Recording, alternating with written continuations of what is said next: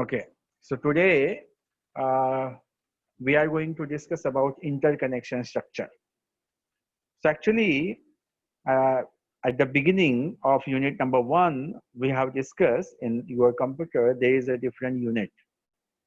So we have discussed input unit, again, your memory, then the processing unit. So different unit we have seen, how these units are interconnected with each other.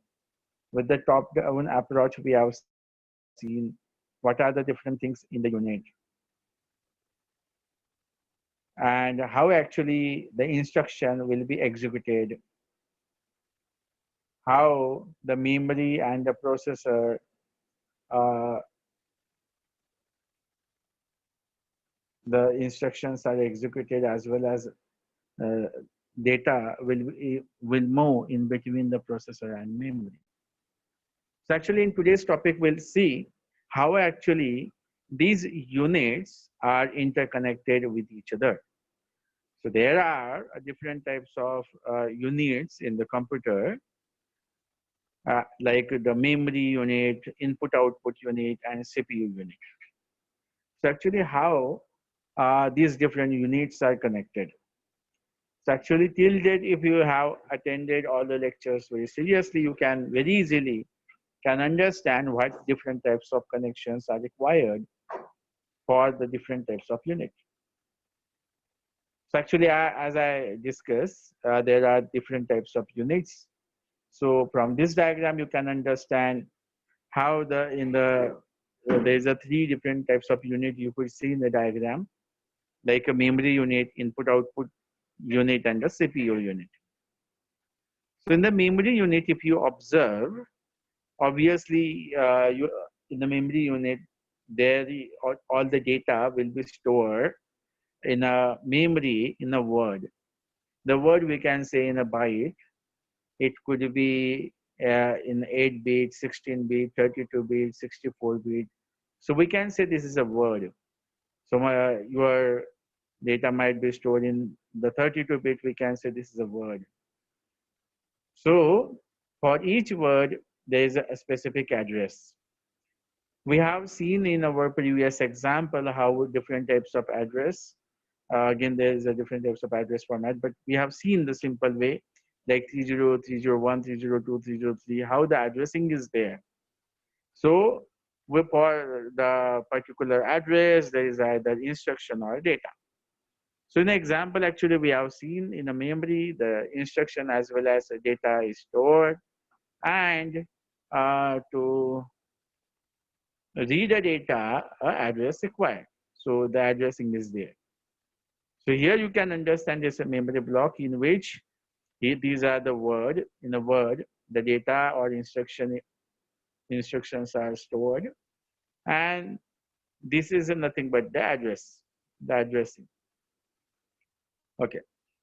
So this is the input of a memory and this is the output of memory.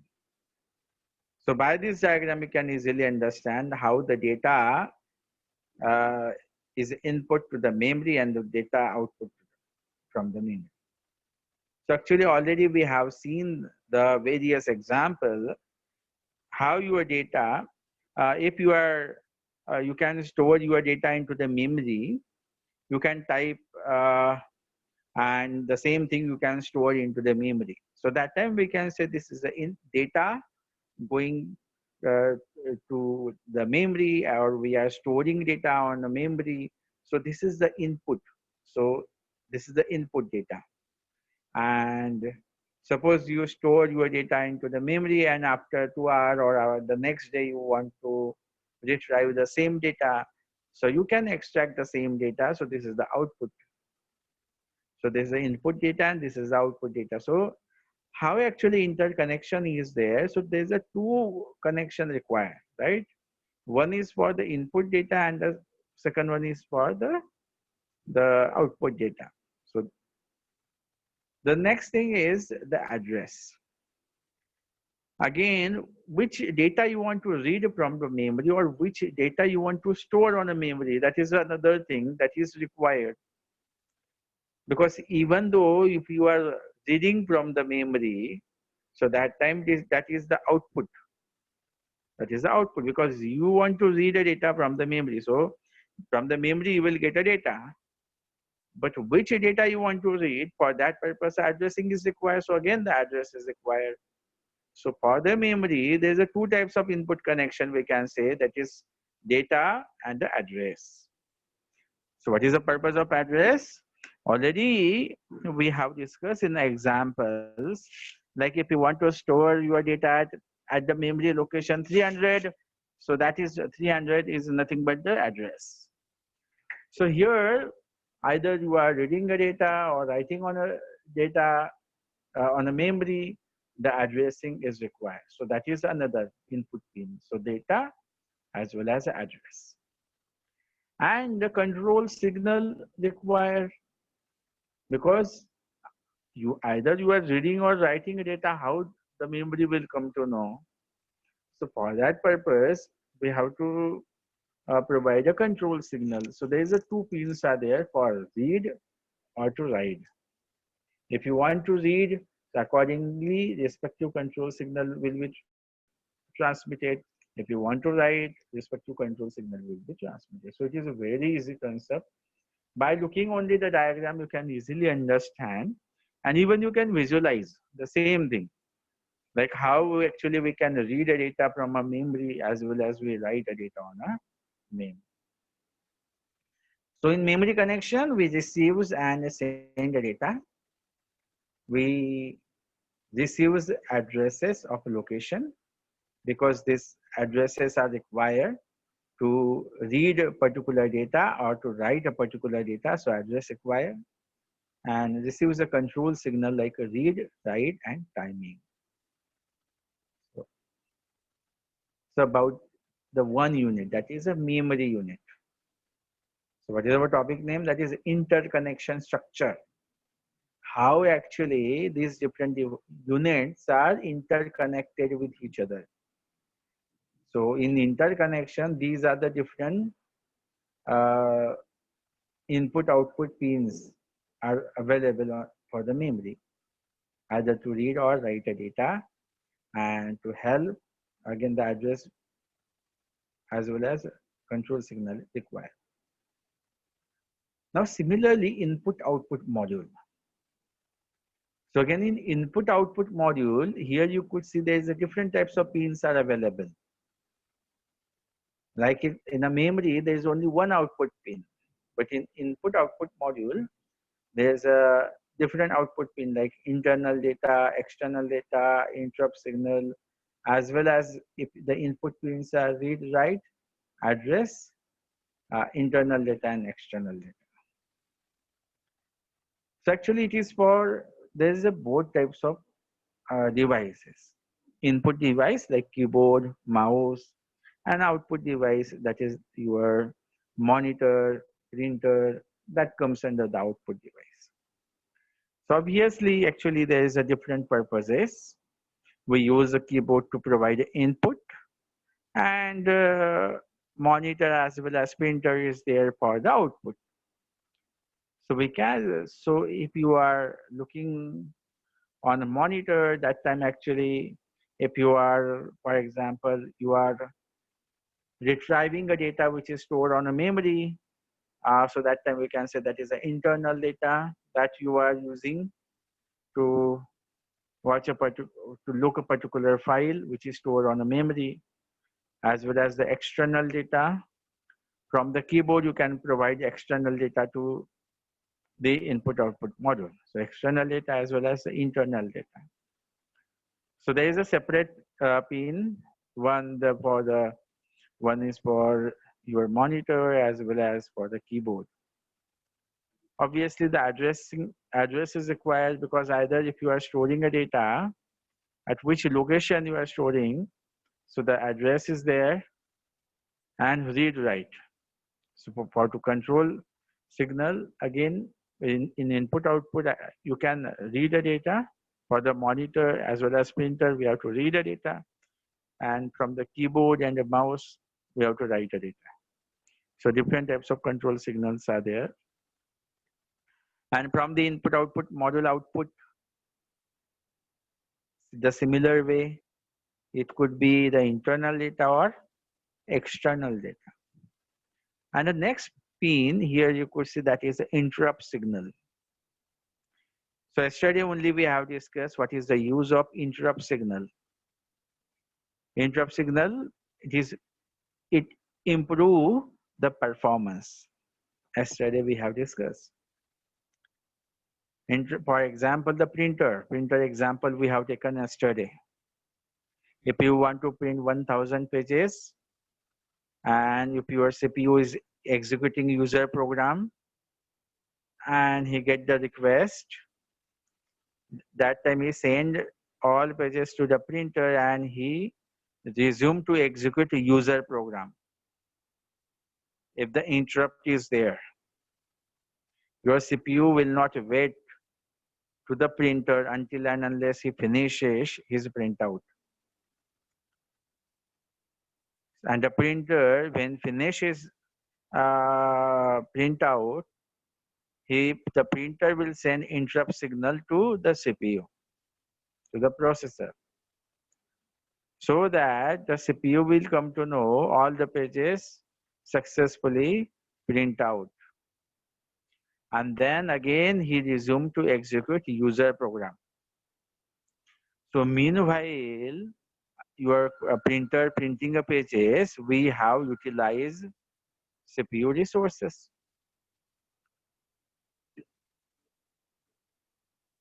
So this concept yesterday we have discussed. So interrupt signal you will find for the input-output model. The next one is the CPU.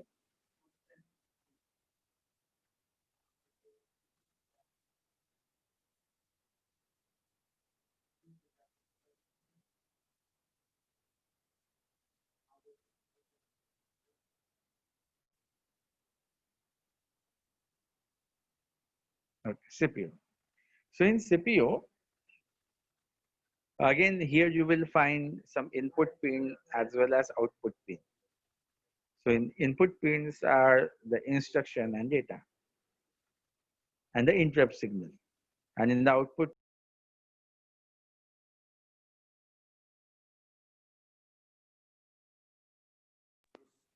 address, control signal and data. So obviously for the CPU will execute your instruction. So there is a two pins are there for there's a two connection for the instruction as well as data, as well as like input output devices, web program, the timer, generator interrupt signal. So there is one more pin for the interrupt signal. And from the CPU, what the CPU will do? CPU will execute the instruction. For to execute the instruction, a data required. So he will take a data from the data input pin, the data connection, and the interrupt signal. If there is an interrupt signal, the CPU continuously check for the interrupt signal. So after the execution of an instruction, he will check for the interrupt signal. If the interrupt flag is set, then accordingly the respective process will be executed. And the CPU. So suppose CPU execute the instruction, he uses a data, then the CPU generate output. So that output you have to store at particular address. So the CPU output pins are data and address. So that data would be stored into the memory for the particular address location. And again, to store this data, a control signal is required. Either it would be read or write. So this write control signal provided to the memory. So see how it is interconnection is there. The CPU control signal generated, either read or write, it will goes to the memory, and data and address pin, that is the output of CPU, which is at the memory input pin is address and data. So at address and data, respective data will be stored on respective address. So see how actually these different units are interconnected with each other.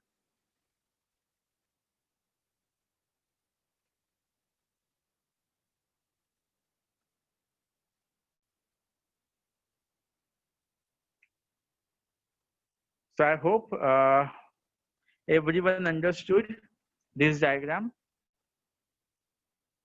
Kindly acknowledge through the chat box. Did you understand how actually these different units are interconnected with each other?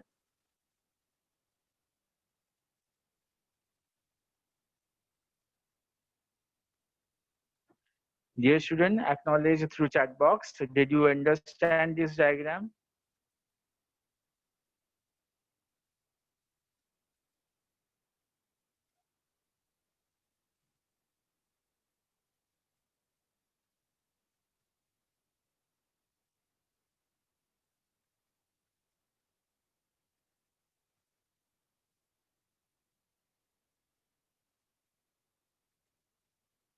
Am I audible to everyone?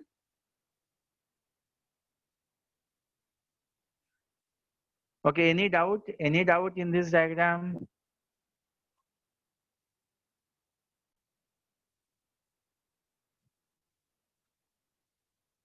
If you have any doubt, you can ask me through the chat box. I'm here to answer you.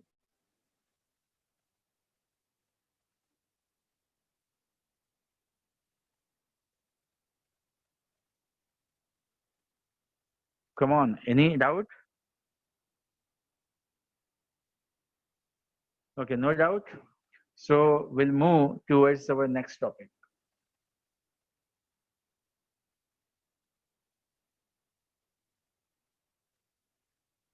Okay, so the next topic is also very simple. That is bus interconnection.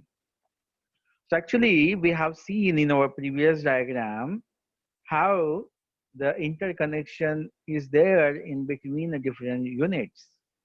But how actually these different units are interconnected with each other. To connect these different units, we require a bus. So there are a number of possible interconnections uh, in between a different unit. Like a single and multiple bus structures are most common, so that structure we'll discuss in today's session. And in a bus, your bus carry the either control signal, address, or data we have seen. So in this diagram here, you could see uh, there is a different types of bus. Like a control line is there, so which carry a control signal. Address line is there, who carry the address, and the data line is for to carry a data. And these bus interconnecting are different units like CPU, memory, input output, right? So there is a different types of input units as well as output units. Again, the memory, primary memory, secondary memory, these different types of memory and the CPU. So here all the units are interconnected with each other, and there is a three different buses are there: data bus, address bus, and control bus. I hope you understood the purpose of control line, address line, and data line properly. Because in our previous example also we have seen how the address line is helpful to extract read a particular data, and either you want to read or write, how you will come to know by the control line. So simple. So what is a bus? A bus, we can say it is a communication pathway connecting two or more devices. So we can define it is a simple communication pathway which is connecting two or more devices. How you are, it help you to connect the different units. And usually it broadcast. Obviously, If it is connecting with the multiple devices, the same bus here you could see. So data transmitted, the data, once it is the signal transmitted, it will,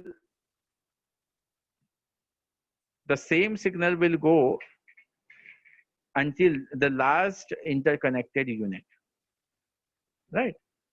Because you cannot stop the signal here. It is the signal, no? It is just you send the electric signal by using a different line coding scheme. We have seen in our first lecture, which is representing either 0 or 1.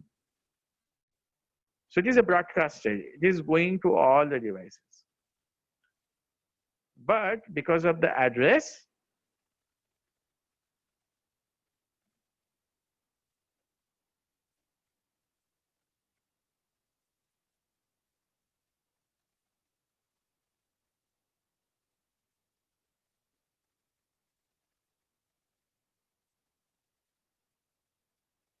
okay, because of the addressing, it is possible your data will reach to a particular location, either for the particular memory or the particular output device.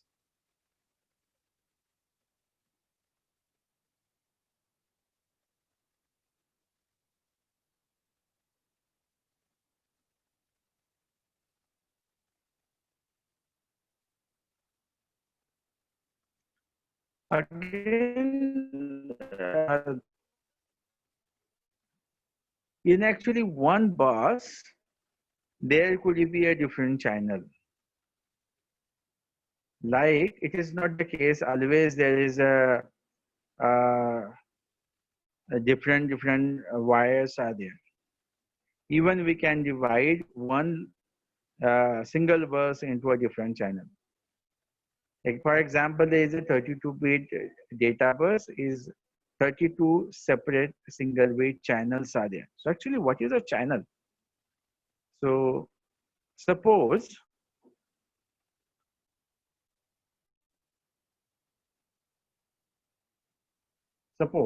this is your bus. This is your bus. So this one bus is divided into a different channel. So this is one channel, there's another channel, the third channel. So this is actually single bus, but actually it is dividing into a different channel. And here, now the question arises, how your one bus we can divide into a different channel. It is, you can analyze the same thing, like in a highway, the one highway is, it is separated out in different lane. We can say these are the different channels. So how actually we can separate out these things by the frequency or by the amplitude or by the phase. We can, even though your data is moving from the same bus, we can create a separate channel in the same bus. Now, for example, suppose the simple example I am explaining you, like for example, for this channel, I am using uh, 5 volt. For this channel, I am using 10 volt. And for this here, I'm using a 15 volt. So for example, to understand this at basic level, so by these way, actually, we can separate out. And accordingly, you can receive data from these different channels, or by the changing the frequency. Or we can change the frequency, like here we can use a 2 hertz, here we can use the 4 hertz, 6 hertz, or by the changing of phase. For example, for this channel, it is starting from 0. For this phase, it is starting from 90 degree. For this phase, it is 60 degree, for 180 degree. So at basic level, by this way, you can understand. So even though it is one bus, but it is separated into a different channel. Actually, there is a different techniques are there, like frequency division multiplexing, time division multiplexing, phase division multiplexing, to multiplex these different uh, data and we can able to transmit through a single bus. So actually, I'm not talking in detail, but actually by this way you can understand how there is only one bus, but it is separate out by the different channel. And if one channel is carrying one bit, so at a time you can send and you have separate out one bus into 32 channel. So at a time you can send and receive 32 bit at the same time, right?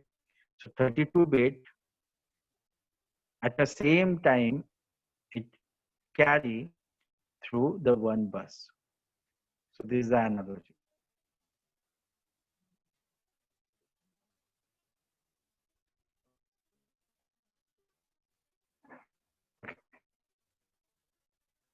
So I hope you could understand like a number of channels in one bus, and for example, 32-bit data bus is a 32 separate single bit channels are there.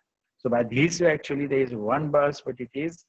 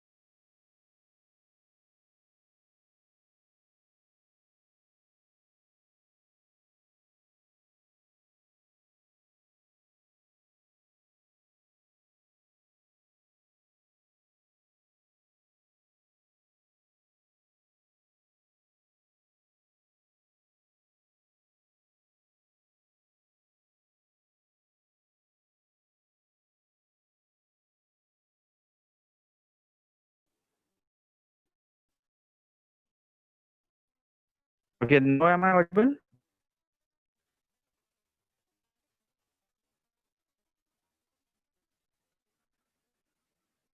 Okay, thank you. Okay, thank you.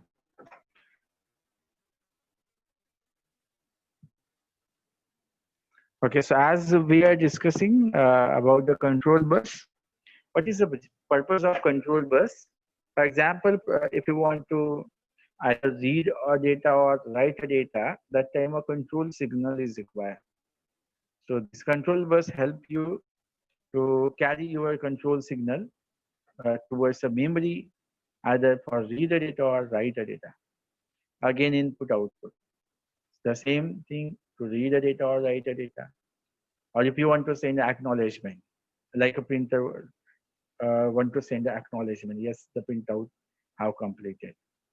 So that is bus request grant. So if the particular bus want access to carry the data or write the data, then the control bus will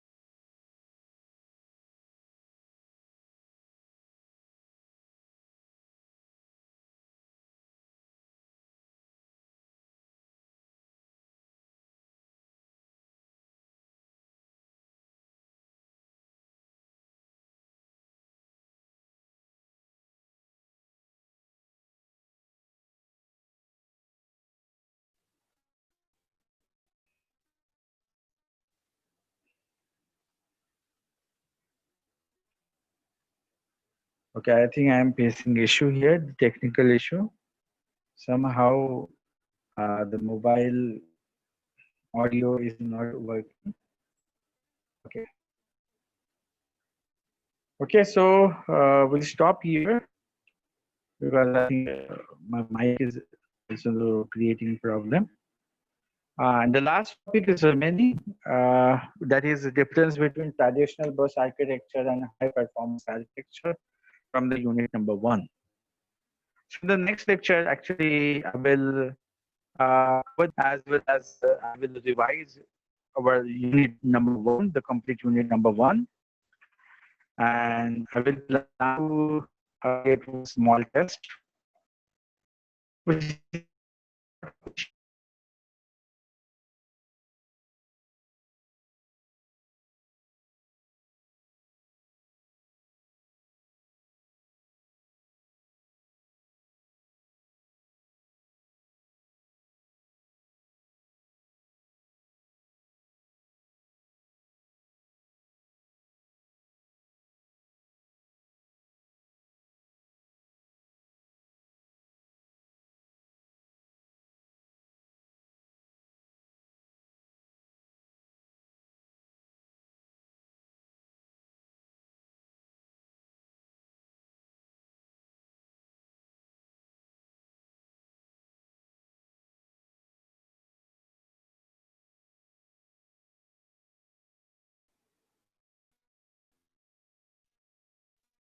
actually here the technical issue. So in the next lecture, I will revise the complete unit, and then we'll start unit number 2 if the time permits. Okay. But if you have any doubt, you can post question to the chat box, so so that I will answer and we can end today's session. Okay. Any question? If you have any question, post your question in chat box.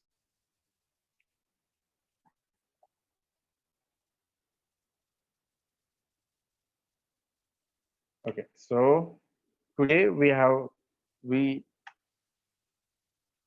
discussed two topics.